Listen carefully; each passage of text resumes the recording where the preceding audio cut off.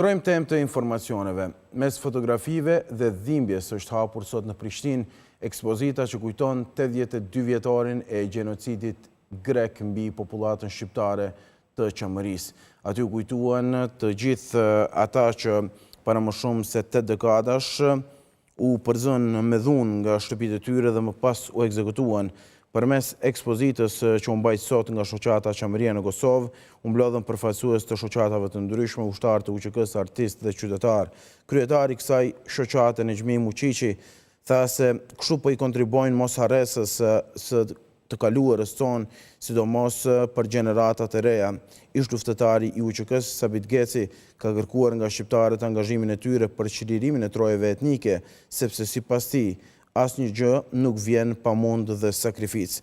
Derisa e ftuara tjetër Arta Makolli shtoi se kjo nuk është vetëm një datë kalendarike, por edhe një moment kujtese dhe përgjegjësisë historike.